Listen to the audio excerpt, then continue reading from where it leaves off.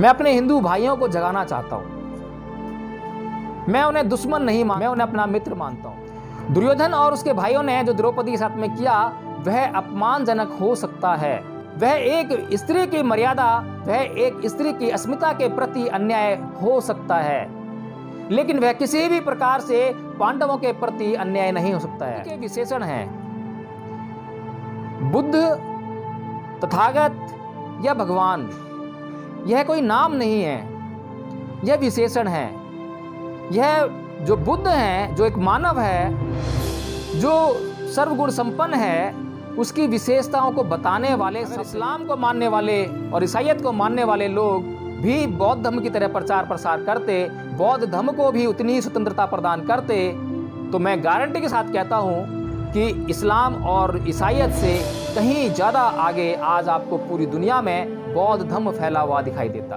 कोई भी इतिहासकार, कोई भी इतिहास की किताब, कोई भी भारत आया हुआ यात्री अपने वृत्तांत में यह नहीं लिखता है कि अयोध्या का संबंध किसी भी प्रकार से राम से था। यहां तक कि ASI ने भी नहीं कहा है अपने किसी भी रिपोर्ट में कि किसी भी प्रकार से राम का संबंध अयोध्या से है। पॉलिटिकल सर्वे ऑफ इंडिया नामक संस्था ने किस प्रकार भारत के लोगों से विश्वासघात किया, उनसे धोखा किया। क्या आज विश्व के किसी भी देश में उसके न्यायाधीश आपकी इस अहिंसा के सिद्धांत के आधार पर न्याय कर रहे हैं? लेकिन मैं डंके की चोट पर कह रहा हूं कि आज पूरे विश्व के न्यायाधीश बुद्ध की अहिंसा के सिद्धांत पर आज न्याय कर रहे हैं।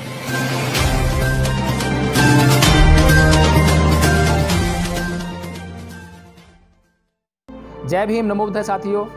मैं चाहता हूं कि यदि आपने यह YouTube चैनल अभी तक सब्सक्राइब नहीं किया है तो उसको सब्सक्राइब कर दें, ताकि जो हमारा उद्देश्य है जन जागरण का, इस देश के लोगों को अंधकार से उजाले की तरफ लाने का, वह हम पूरा कर सकें। और नीलम बौद्ध जी इस क्षेत्र में बहुत ही प्रयास कर रही हैं, बहुत मेहनत कर रही हैं। उनके प्रयास सफल हों, उनकी मेहनत सफल हो, तो इसके लिए बहुत ज़रूरी है कि आप लोग इस चैनल को सब्सक्राइब करें और अन्य लोगों को भी इस चैनल को सब्सक्राइब करने के लिए प्रेरित करें।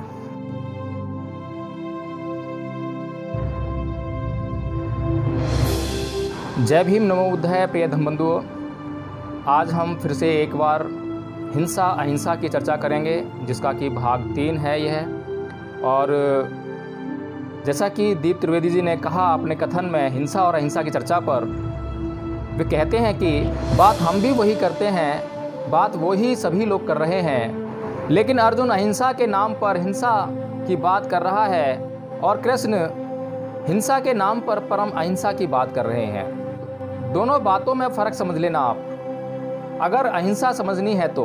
एक जो अर्जुन कह रहा है वो तो हम जानते ही हैं, और वो ही बात आप भी करेंगे, और वो ही बात आप करेंगे तो अहिंसा के नाम पर हिंसा करेंगे, अपने को सताएंगे, परेशान करेंगे, दूसरों को सताएंगे, और ये जो होता रहा है मनुष्य के साथ वो होता रहेगा।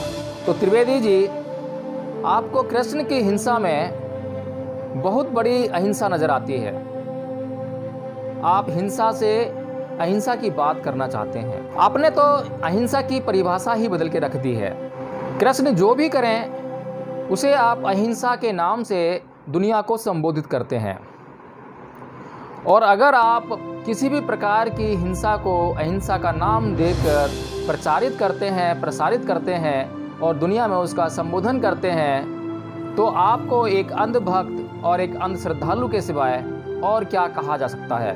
त्रिवेदी जी, प्रश्न यह उठता है कि क्या जब अर्जुन तीर चलाएगा तो क्या उस तीर से जिस शरीर को वह तीर लगेगा, क्या उसको कष्ट नहीं होगा? क्या उस शरीर को उस तीर से पीड़ा नहीं होगी? या यूँ कहें, क्योंकि कृष्ण के आदेश पर अर्जुन तीर चला रहा है, तो जिन शरीरों को वो तीर लगेंगे उनको पीड़ा नहीं होगी या कष्टों की अनुभूति नहीं होगी। कैसी अहिंसा की बात कर रहे हैं और किन माध्यम से आप अहिंसा की बात कर रहे हैं? आपके जो अहिंसा के माध्यम हैं वो ही इस दुनिया की समझ से परे हैं। क्या ये तीर क्योंकि अर्जुन कृष्ण के आदेश पर चला रहा है इसलिए किसी शरीर की हत्या नहीं करेंगे? मुझे अभी तक आपकी इस अहिंसा का अर्थ भी समझ में नहीं आ रहा कि कृष्ण के कौन से कृत्य से आप अहिंसा को निकाल लेते हैं, और कौन सी ऐसी अहिंसा है कृष्ण के द्वारा जिसको हम लोग नहीं समझ पा रहे हैं, यह संसार नहीं समझ पा रहा है। आप जिस अहिंसा की बात कर रहे हैं अब तो वह चमत्कार मात्र रह गई है।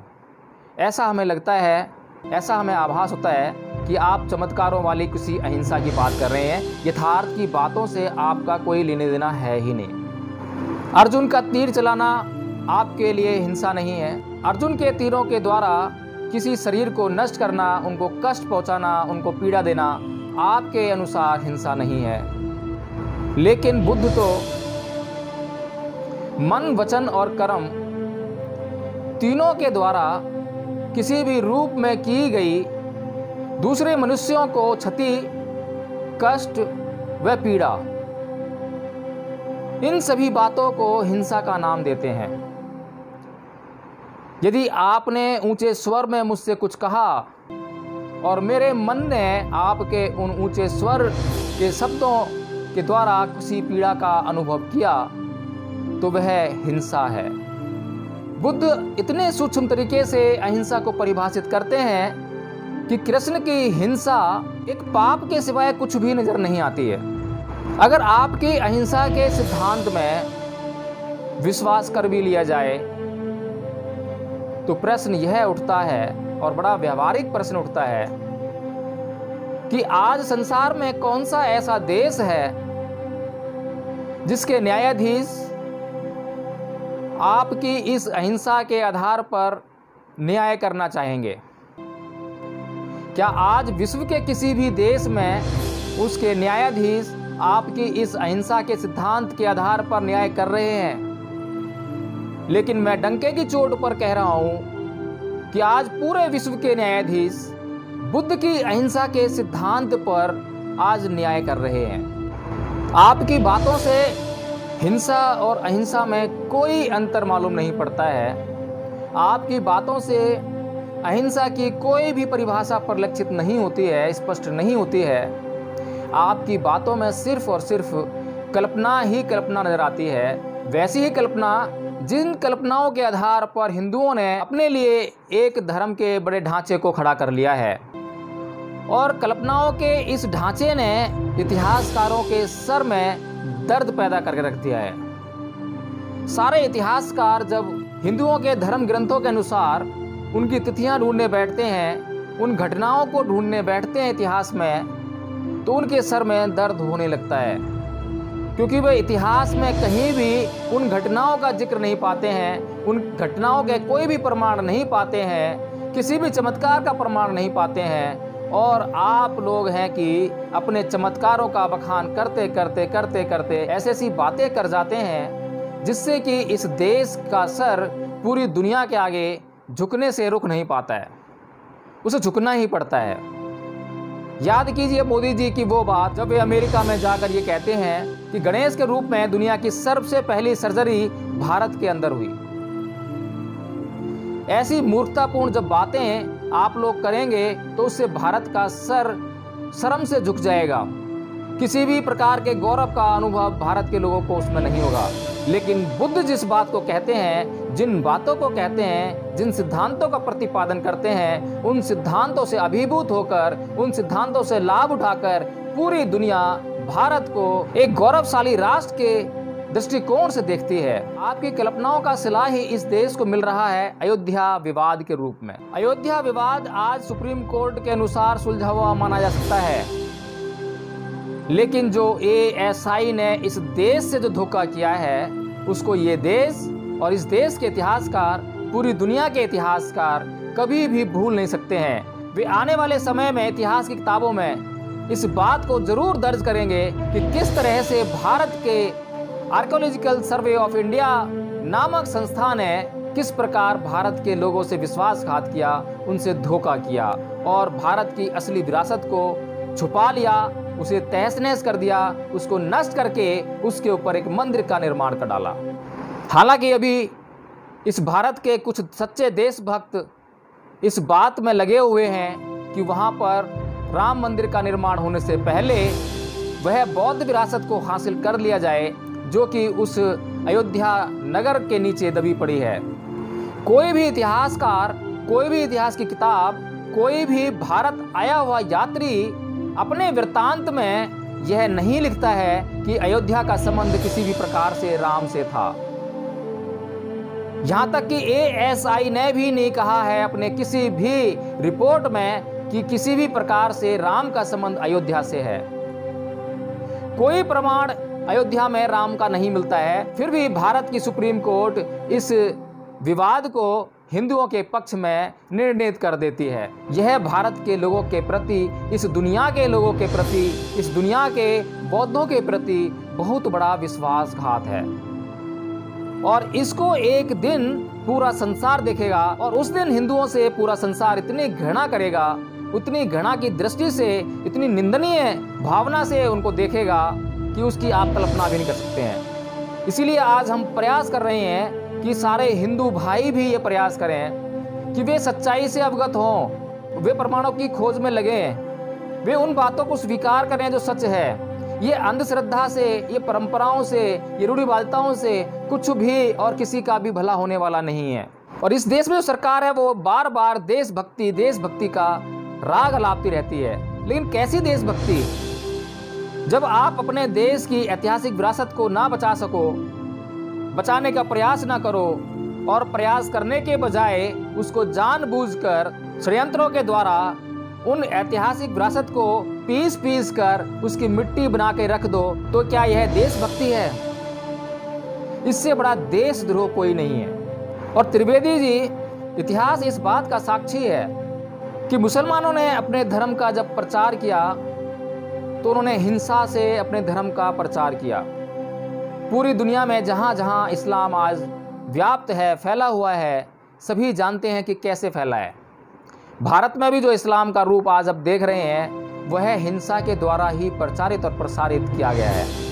जबरदस्ती धर्म परिवर्तन करा के किया गया है। ईसाइयों ने अपने व्यापार और हिंसा के द्वारा पूरी दुनिया में ईसाइयत का प्रचार और प्रसार किया है।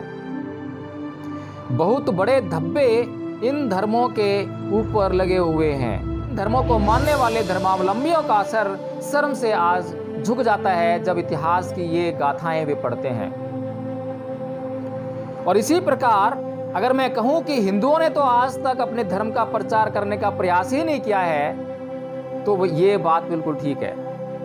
उन्होंने आज तक अपने धर्म का प्रचार करने का प्रयास ही नहीं किया है, बल्कि उस धर्म को छुपाने का प्रयास किया है। उस धर्म को भारत के एक बहुत बड़े वर्ग से छुपाने का प्रयास किया है। और आज जब उन्हें याद आई कि उनका धर्म तो इस देश में भी कुछ ही लोग मानते हैं, और जो लोग मानते हैं अब उनकी आस्था और उनका विश्वास भी विज्ञान के आने से वो लुप्त होता जा रहा है, वो हटता जा रहा है, अब वो प्रकाश को प्राप्त हो रहे हैं, अंधकार से मुक्त होते जा रहे हैं, तो कुछ खुरापाती हिंदुओं को ये सूझा कि क्यों ना अब धर्म का प्रचार प्रसार किया जाए। और उन्होंने भी धर्म प्रचार का कौन सा साधन अपनाया? उन्होंने भी धर्म प्रचार का साधन वही अपनाया जो इतिहास में इस्लाम के धर्म प्रचारकों ने अपनाया, ईसाइयों ने अपनाया। आज उसी राह पर वो मॉब लिंचिंग के द्वारा, हिंसा के द्वारा हिंदू धर्म का प्रचार और प्रसार करने का काम कर रहे हैं। अपनी रेखा को लंबा करके अपना धर्म प्रचार वे नहीं कर सकते हैं। वे अच्छी तरह जानते हैं, वे अच्छी तरह जानते हैं कि बौद्ध धर्म के सिद्धांतों से वे लोहा नहीं ले सकते हैं, वे टक्कर नहीं ले सकते हैं। इसीलिए क्योंकि वे बौद्ध धर्म की रेखा जो बौद्ध धर्म ने खींची है इस संसार में, उसको वे लांघ नहीं सकते हैं, उसको पार नहीं कर सकते हैं। इसीलिए वे अंतिम रूप से हिंसा को अपने धर्म प्रचार का साधन मान बैठे हैं और मॉब लिंचिंग जैसे प्रयासों से वो हिंदू धर्म का प्रचार इस देश में करने का प्रयास कर रहे हैं, इसी देश में करने का प्रयास कर रहे हैं। बाहर के किसी अन्य देश में उनकी औकात नहीं है, उनके अंदर इतनी हिम्मत नहीं है कि वे हिंसा के द्वारा वहाँ पर अपना धर्म प्रचार कर सकें। और जब आप देखते हैं इतिहास के किसी भी पन्ने को आप उठाकर देख लीजिए तो आप पाएंगे कि दुनिया का सर्वश्रेष्ठ धर्म आपको बौद्ध धर्म ही मिलेगा। प्रचार प्रसार के तरीकों में भी आज तक कभी भी बौद्ध धर्म का प्रचार प्रसार करने वाले ने हिंसा का प्रयोग अपने धर्म के प्रचार प्रसार में नहीं किया। जोर जबरदस्ती से आज तक बौद्ध धर्म का प्रचार पूरी दुनिया के किसी भी कोने में नहीं हुआ। लेकिन फिर भी आज अगर पूरी दुनिया में बौद्ध धर्म की छाप है तो वो उसके अच्छे सिद्धांतों के कारण है। अगर इस्लाम को मानने वाले और ईसाईयत को मानने वाले लोग भी बौद्ध धर्म की तरह प्रचार प्रसार करते, बौद्ध धर्म को भी उतनी ही स्वतंत्रता प्रदान करते, तो मैं गारंटी के साथ कहता हूँ कि इस्लाम और ईसाईयत से कहीं ज़्यादा आगे आज आपको पूरी दुनिया में बौद्ध धर्म फैला हुआ दिखाई देता। और भारत की तो नाक बौद्ध धर्म से ही बनती है। अगर आज भारत के नेता, चाहे कोई भी नेता हो, कोई भी प्रधानमंत्री हो, आज का प्रधानमंत्री भी जो कि आरएसएस का एक एजेंट है, आरएसएस का चमचा है, आरएसएस की मानसिकता से लबालब है, कट्टर हिंदू है, वो भी जब बाहर के देशों में जाता है तो सबसे पहले बुद्ध का ही नाम लेता है। मैं बुद्ध की धरती से आया हूं, यही कहता है। अगर उस व्यक्ति को भी बुद्ध की धरती से आया हूं यह कहना पड़ता है तो मुझे यह बात कहने में कोई हर्ज नहीं लगता कि इस देश की अगर नाक है पूरी दुनिया में तो वो बौद्ध धर्म के ही कारण है। अगर इस बात को मेरे हिंदू भाई जितना जल्दी समझ लें उतना ही ज़्यादा फायदा इस देश को होने वाला है। जितना देर से समझेंगे उतना ही नुकसान इस देश को होने वाला है। इसलिए त्रिवेदी जी, हिंसा तो सदैव हिंसा ही रहेगी और अहिंसा सदैव अहिंसा ही रहेगी।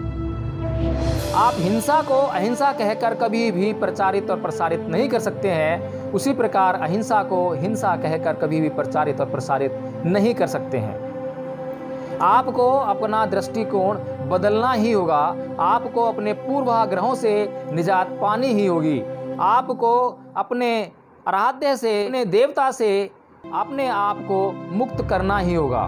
मेरी पिछली वीडियो में एक बौद्ध धर्मावलंबी ने मुझे यह कहा कि आप बुद्ध को भगवान बुद्ध कहें, तथागत बुद्ध कहें। उन्हें शायद यह समझ में आया कि मैं जब बुद्ध कहता हूँ तो उसमें कुछ अपमान सा महसूस होता है उनको, लेकिन ऐसा नहीं है।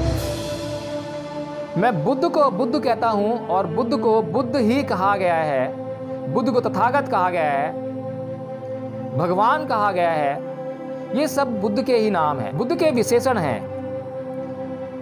बुद्ध, तथागत या भगवान यह कोई नाम नहीं है, यह विशेषण है। यह जो बुद्ध हैं, जो एक मानव है, जो सर्वगुण संपन्न है, उसकी विशेषताओं को बताने वाले शब्द हैं। इसलिए इसमें किसी प्रकार की श्रद्धा ना ढूंढें, इन शब्दों में किसी प्रकार का मान और अपमान और सम्मान ना ढूंढें। आप श्रद्धालु बने, अंधश्रद्धालु ना बने। और हमें जब किसी बात को सुनना होता है, समझना होता है, तो अपने पूर्वाग्रहों से मुक्त होना ही होता है। यदि मुझे कृष्ण की या त्रिवेदी जी की किसी बात को सुनना है और उसे समझना है, तो जब तक मैं बुद्ध की कही हुई बातों से पूरी तरह से मुक्त नहीं होऊंगा, अपने आप को हर प्रकार की बातों से मुक्त नहीं करूंगा, तब तक मैं किसी की बात का सही तरह से आकलन नहीं कर पाऊंगा। और यदि मैं किसी भी बात से जुड़ा हुआ हूँ, उनसे चिपका हुआ हूँ और मैं किसी बात का आकलन करने बैठ जाता हूँ, तो मैं वह उन बातों का आकलन उन्हीं धारणाओं के संदर्भ में ही करूँगा। वह धारणाओं की अभिव्यक्ति आपको किन्हीं न किन्हीं शब्दों में, मेरे किन्हीं शब्दों में जरूर मिलेगी। इसलिए त्रिवेदी जी, हिंसा में भी अहिंसा हो सकती है, इस बात का समर्थन बुद्ध भी करते हैं। लेकिन बुद्ध उस तरह से हिंसा का समर्थन नहीं करते हैं जिस तरह की हिंसा का समर्थन आप कृष्ण की हिंसा में करते हैं। कृष्ण ने अपने जीवन में किसी भी व्यक्ति को अहिंसा के द्वारा या बिना किसी को मारे, बिना किसी को कष्ट पहुंचाए, किसी को भी समझाने का सफलतम प्रयास नहीं किया। और बुद्ध ने कभी भी किसी को समझाने के लिए कभी हिंसा का सहारा नहीं लिया, क्योंकि वे इतने सक्षम हैं, इतने संपन्न हैं कि उन्हें हिंसा करनी ही नहीं पड़ती है। लेकिन हम ये समझते हैं कि सभी लोग बुद्ध की भांति संपन्न नहीं हैं, 10 पारमिताओं में पारंगत नहीं हैं, हर प्रकार से सुदृढ़ नहीं हैं, हर प्रकार से अधिष्ठित नहीं हैं। इसीलिए उन्हें अपने कार्यकलापों में हिंसा का प्रयोग करना पड़ जाता है। जैसे कि एक माँ जो कि यह नहीं जानती है कि क्या हिंसा है और क्या अहिंसा है, वह हिंसा और अहिंसा का भेद भी नहीं करती है, लेकिन जब भी उसके बच्चे कोई गलत काम करते हैं या गलत राह पर चलने का प्रयास करते हैं तो वह उनके साथ में थोड़ा सा हिंसात्मक व्यवहार करती है। वह माँ जो अपने बच्चों की भलाई के लिए, उनको सही मार्ग पर लाने के लिए जो अपने हिंसात्मक प्रयास कर रही है, वह हिंसात्मक होते हुए भी पूरी तरह से अहिंसात्मक हैं। उसको अहिंसात्मक कहा जा सकता है क्योंकि उसके पीछे बच्चों के कल्याण की भावना छुपी हुई है और वह जागरूक है कि कितनी हिंसा करनी है। जितनी हिंसा करनी है वह उससे अधिक हिंसा नहीं करती है। वह उस हिंसा को करके अपने बच्चों की जान ही नहीं ले लेती है। वह जागरूक है। अगर जागरूक रहकर किसी के कल्याणार्थ कोई हिंसा की जाए तो वह पाप नहीं रह जाती है, वह पुण्य बन जाती है। जैसे एक माँ के द्वारा अपने बच्चों के साथ की गई हिंसा पूरी तरह जागरूक होकर की जा रही है और अपने बच्चों के कल्याणार्थ की जा रही है, इसलिए वह पाप न रहकर वह पुण्य की वर्षा अपने बच्चों पर लगातार करती रहती है। और एक दिन ऐसी माँ के बच्चे अपनी जिंदगी में सफल होकर दिखाते हैं, सफलता को पाते हैं। लेकिन जो लोग अपनी इच्छा को पूर्ण करने के लिए, अपने स्वार्थों की पूर्ति के लिए जब हिंसा करते हैं तो उसको अहिंसा कैसे कहा जाए। महाभारत के युद्ध में जब कृष्ण गीता का संदेश अर्जुन को दे रहे हैं तो वे किस हिंसा को करने के लिए कह रहे हैं और उस हिंसा से किन लोगों का कल्याण होने वाला है। क्या उसमें राज्य की अभिलाषा नहीं है? क्या उसमें अपने स्वार्थों की तृप्ति नहीं है? और क्या उस युद्ध को जीतने के लिए झूठ का सहारा कृष्ण नहीं लेते हैं, कपट का सहारा कृष्ण नहीं लेते हैं? इसमें किसी भी प्रकार का पुण्य हमें नजर नहीं आता है, किसी भी प्रकार का कल्याण किसी भी व्यक्ति का हमें नजर नहीं आता है। जो लोग मारे जाते हैं उनका कल्याण नजर नहीं आता है, जो लोग युद्ध के बाद बच जाते हैं उन लोगों का कल्याण नजर नहीं आता है। और शायद हमें नजर ना आता हो लेकिन उन हिंदुओं को अवश्य वह कल्याण नजर आता है, उसमें कल्याण ही कल्याण नजर आता है। जो हिंदू कृष्ण की भक्ति में रमे हुए हैं और कृष्ण की भक्ति के इतर कुछ भी सोच नहीं सकते हैं। बुद्ध के जीवन में भी ऐसे कई मौके आए जब उन्हें इस बात के लिए उकसाया गया कि वे भी हिंसा में लिप्त हो जाएं, वे भी हिंसा करें। उदाहरण के लिए जब रोहिणी जल विवाद का प्रकरण उनके सामने जीवन में आया तो उनके सामने उनके जीवन पर, उनके परिवार के जीवन पर गहरा संकट छा गया, लेकिन तब भी उन्होंने हिंसा का सहारा लेने से बचने का प्रयास किया। हिंसा अंतिम साधन के रूप में मानव के कल्याण के हेतु उपयोग में तो लाई जा सकती है, लेकिन किसी भी प्रयोजन में वह प्रथम साधन के रूप में प्रयोग में नहीं लाई जा सकती। इसीलिए बुद्ध जबकि सिद्धार्थ थे, जब वे बुद्ध नहीं भी बने थे, तब भी उन्होंने कोल्य और शाक्यों के बीच में मध्यस्थता का प्रस्ताव रखा। उन्होंने कहा कि शाक्य अपने में से 2 आदमी चुन लें, कोल्य भी अपने में से 2 आदमी चुन लें और ये चारों आदमी मिलकर एक आदमी का चुनाव कर लें और ये 5 आदमी मिलकर इस विवाद का एक शांतिपूर्ण समाधान दोनों राज्यों के लिए निकाल लें। इस प्रकार सिद्धार्थ ने बुद्ध बनने से पूर्व भी अहिंसा का ऐसा सर्वोच्च प्रदर्शन किया जिसके बारे में कृष्ण और त्रिवेदी जी कभी सोच भी नहीं सकते हैं। आज मैं नहीं देखता कि त्रिवेदी जी ने अपने जीवन में उस तरह से अपने दुश्मनों से कभी बदला लिया होगा या बदला लेने की कभी उन्होंने कामना भी की होगी। आज वे बड़ा शांतिपूर्ण जीवन बिता रहे हैं और मैं ये जानता हूं कि वे पूरी जिंदगी शांतिपूर्ण जीवन ही बिताना चाहते हैं, अहिंसात्मक जीवन बिताना चाहते हैं। वे कृष्ण के द्वारा की गई किसी भी हिंसा या वे जिस हिंसा को परिभाषित करने का प्रयास कर रहे हैं उसकी छाया भी अपने जीवन में नहीं आने देना चाहेंगे, लेकिन फिर भी वे उस हिंसा का ही समर्थन कर रहे हैं। इसको मैं अंधकार न कहूं तो क्या कहूं। यह अंधकार है और इस अंधकार से बाहर लाने का काम केवल और केवल बुद्ध ने किया और बुद्ध के उस कार्य का पूरे संसार ने लाभ भी उठाया। कृष्ण हिंसा के द्वारा न्याय करने का प्रयास करते हैं। महाभारत के युद्ध में वे कुछ लोगों को मारकर अर्जुन और उसके भाइयों को न्याय दिलाना चाहते हैं, लेकिन न्याय का तो ये मूल बिल्कुल भी नहीं है।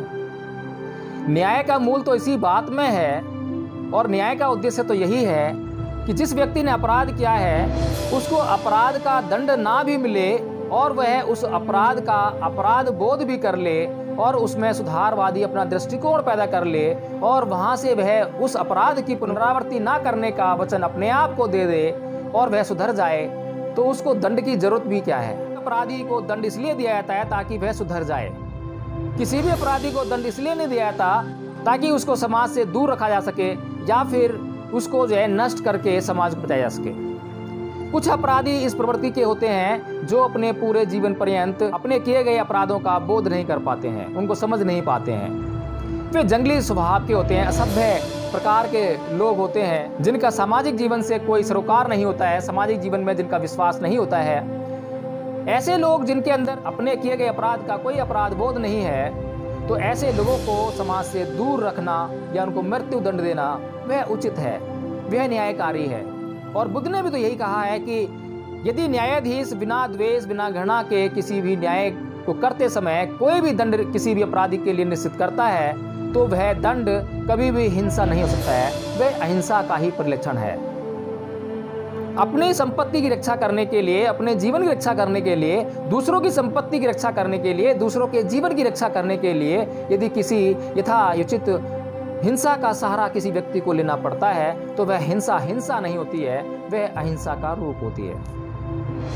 लेकिन रक्षा करने के लिए पहले तो अपने सारी संपत्ति को जुए में हार जाओ, अपने मन पर किसी प्रकार का नियंत्रण नहीं है, अपनी पत्नी को भी उस जुए में हार जाओ, और फिर पत्नी जब जुए में हार गए हैं, जब आपका स्वामित्व उस पत्नी से हट गया है और वह किसी और के स्वामित्व में चली गई है, आपकी संपत्ति किसी और के स्वामित्व में चली गई है, तो उससे वह कैसा व्यवहार करता है इस पर आपका कोई भी नियंत्रण नहीं हो सकता है। लेकिन यदि आप तब भी उस पर नियंत्रण स्थापित करने का प्रयास करते हैं तो वह न्याय नहीं हो सकता है। और यही बात तो कृष्ण जो है कर रहे हैं, वे न्याय नहीं कर रहे हैं, वे अन्याय कर रहे हैं। दुर्योधन और उसके भाइयों ने जो द्रौपदी के साथ में किया वह अपमानजनक हो सकता है, वह एक स्त्री की मर्यादा, वह एक स्त्री की अस्मिता के प्रति अन्याय हो सकता है, लेकिन वह किसी भी प्रकार से पांडवों के प्रति अन्याय नहीं हो सकता है। पांडवों को उससे किसी भी प्रकार का अन्याय नहीं हुआ है। उन्होंने तो स्वयं एक स्त्री की मर्यादा को खंडित किया है, उसकी अस्मिता को चकनाचूर करने का प्रयास किया है, जब जुए में अपनी पत्नी को, एक स्त्री को एक वस्तु की भांति वहां पे दांव पे लगा दिया। क्या इससे बड़ी निर्लज्जता की बात किसी व्यक्ति के लिए हो सकती है कि वह अपनी पत्नी को जुए में वस्तु की भांति दांव पे लगा दे, तो दूसरा व्यक्ति अगर उससे वस्तु की भांति व्यवहार कर रहा है तो उसमें कैसा अन्याय है। यह तो द्रौपदी ने भी उस समय नहीं सोचा कि कोई व्यक्ति उसको वस्तु की तरह जुए में दांव पर कैसे लगा सकता है, यह तो किसी ने भी उस समय नहीं सोचा। और कहां थे कृष्ण उस समय, कहां थे उनके चमत्कार। उन्होंने दूर से यह तो देख लिया कि द्रौपदी की इज्जत संकट में है, लेकिन क्या वे ये नहीं देख पा रहे थे कि द्रौपदी की इज्जत को पांडव जुए में दांव पर लगा रहे हैं।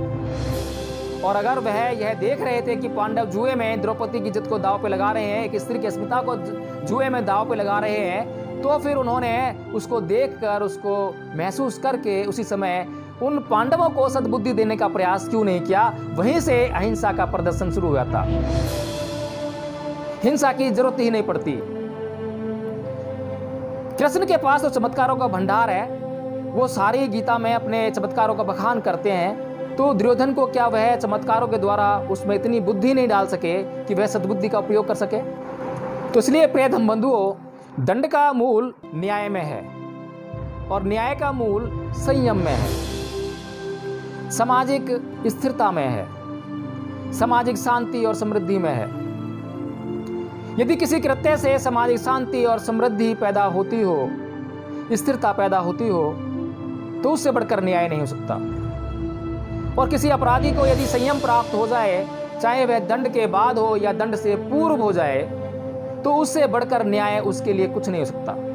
आप याद कीजिए वह दृश्य जब अंगुलीमाल सुधर जाता है और भिक्षाटन के लिए नगर में जाता है, और नगर के लोग उसे पहचान कर, उसे अंगुलीमाल जानकर उस पर पत्थरों से वर्षा करते हैं उसे लहूलुहान कर देते हैं, उसे अत्यंत कष्ट की पीड़ा का अनुभव होता है, लेकिन उनके प्रति वह किसी भी कटु वचन का प्रयोग नहीं करता।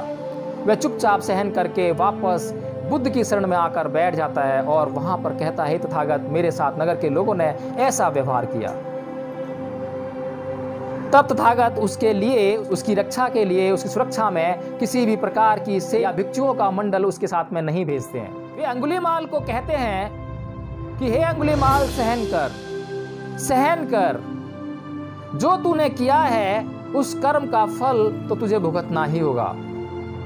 अभी नगर के लोग यह समझ नहीं पाए हैं कि तू सुधर गया है, लेकिन अपने व्यवहार से तूने यह खबर दे दे, इस बात की खबर दे दे कि तू अब सुधर गया है। और जैसे ही नगरवासियों को इस बात की खबर लग जाएगी कि अंगुलीमाल अब अंगुलीमाल नहीं रह गया है, वह सुधर गया है, तो वह किसी भी प्रकार की हिंसा का व्यवहार तेरे साथ फिर ना करेंगे। और प्रिय धर्मबंधुओं, उस क्षण के बाद अंगुलीमाल ने उन कष्टों को सहन करके बुद्ध की शरण में जाकर, धम्म की शरण में जाकर, संघ की शरण में जाकर अरहत्व पद को प्राप्त किया और इस संसार का कल्याण करने का काम किया। क्या ऐसा कोई भी दृष्टांत या उदाहरण त्रिवेदी जी आप हमें कृष्ण के जीवन में बताते हैं? महाभारत में ऐसा कोई दृष्टांत आपको नजर आता है कि इस तरह से किसी को सुधार दिया हो और उसने फिर अपने जीवन को पूरे संसार के कल्याण में लगा दिया हो? एक भी उदाहरण हमें इस बात का नहीं मिलता है कृष्ण के जीवन में से। लेकिन फिर भी त्रिवेदी जी आप बुद्ध को छोड़ देते हैं, बुद्ध की अहिंसा के सिद्धांत का नाम भी नहीं लेते हैं अपनी हिंसा और अहिंसा की चर्चा में, और आप सिर्फ और सिर्फ कृष्ण की हिंसा को अहिंसा बताते हुए कृष्ण की भक्ति का राग लापते रहते हैं। और त्रिवेदी जी आप किन धर्म ग्रंथों का प्रचार प्रसार करने का प्रयास कर रहे हैं? उन्हीं धर्म ग्रंथों का जिनको हिंदुओं ने एक विशेष वर्ग से सदियों तक छुपाई रखा। शूद्रों की छाया उन धर्म ग्रंथों पर नहीं पड़ने दी, स्त्रियों की छाया उन धर्म ग्रंथों पर नहीं पड़ने दी, पूरे स्त्री समाज को उन धर्म ग्रंथों से काट दिया, पूरे शूद्र समाज को उन धर्म ग्रंथों से काट दिया, मंदिर तक में प्रवेश करने की आपने अनुमति नहीं दी। इस बात से दुनिया का कोई भी व्यक्ति क्या समझेगा कि क्या आप धर्म का प्रचार प्रसार करना चाहते हैं या अपने धर्म को आप जो है पूरी दुनिया से छुपाना चाहते हैं? और ऐसा कौन सा कारण है जिसके लिए आप स्त्रियों को धर्म से काट देते हैं, शूद्रों को धर्म से काट देते हैं, पूरे इस देश के 85% शूद्र समाज को और पूरे 50% स्त्री समाज को अपने धर्म ग्रंथों से काट देते हैं? ऐसा कौन सा कारण है? और वह कारण स्पष्ट है, वह कारण आपकी मानसिकता है, ब्राह्मणों की मानसिकता है। क्योंकि ब्राह्मणों ने झूठ का इतना बड़ा प्रपंच रचकर इस दुनिया के सामने प्रस्तुत किया है, कल्पनाओं का इतना बड़ा पहाड़ खड़ा कर दिया है कि जैसे ही उसका सामना सच्चाई से होगा वैसे ही वह कल्पनाओं का पहाड़ भर भरा कर गिर जाएगा, सारे आधार नष्ट हो जाएंगे। क्योंकि आप जानते हैं कि इस देश के जो मूल निवासी हैं उन्होंने आपका सम्मान किया, उन्होंने बाहर से आए हुए लोगों का सम्मान किया, उन्होंने स्त्रियों का सम्मान किया, लेकिन उन्होंने बड़े ऊंचे ऊंचे प्रश्न आपके धर्म ग्रंथों पर उठाए और आज उन्हीं प्रश्नों से बचने का प्रयास आपका धर्म करता है। आपके धर्म के लोग, पंडित पुजारी और आप भी यह क्यों कहते हैं कि धर्म आस्था का सवाल है, धर्म विश्वास का सवाल है और धर्म पर किसी भी प्रकार के प्रश्न नहीं किए आस्ते, ईश्वर पर किसी भी प्रकार के प्रश्न नहीं किए आस्ते। यह आप इसीलिए करते हैं ताकि आप प्रश्नों से बच सकें और प्रश्नों के द्वारा जो पंडित पुजारियों और ईश्वर को जो नंगा करने का काम इस देश के लोग कर सकते हैं, उस काम से आप इस देश के लोगों को वंचित करने का प्रयास करते हैं। तो त्रिवेदी जी आप याद रखिए कि आप किसी भी तरह से हिंदू धर्म के प्रचार और प्रसार को नहीं चाहते हैं। आप प्रचार और प्रसार तो चाहते हैं, लेकिन वह इसी तरह चाहते हैं कि कोई भी हिंदुओं के धर्म ग्रंथ को पढ़े बिना सिर्फ उस धर्म को स्वीकार कर ले, उस धर्म की मान्यताओं को स्वीकार कर ले, उस धर्म की रूढ़ियों को स्वीकार कर ले, उस धर्म के सिद्धांतों को यूं का त्यों मान ले। उस धर्म का उनके जीवन में क्या लाभ हो सकता है, क्या पाप होगा, क्या पुण्य होगा, इन बातों की बिल्कुल भी चर्चा कोई ना करे। इस तरह का धर्म प्रचार आप और अन्य हिंदू लोग चाहते हैं। मैं अपने हिंदू भाइयों को जगाना चाहता हूं मैं उन्हें दुश्मन नहीं मानता हूं, मैं उन्हें अपना मित्र मानता हूं। मैं हिंदुओं से मैत्री करना चाहता हूं,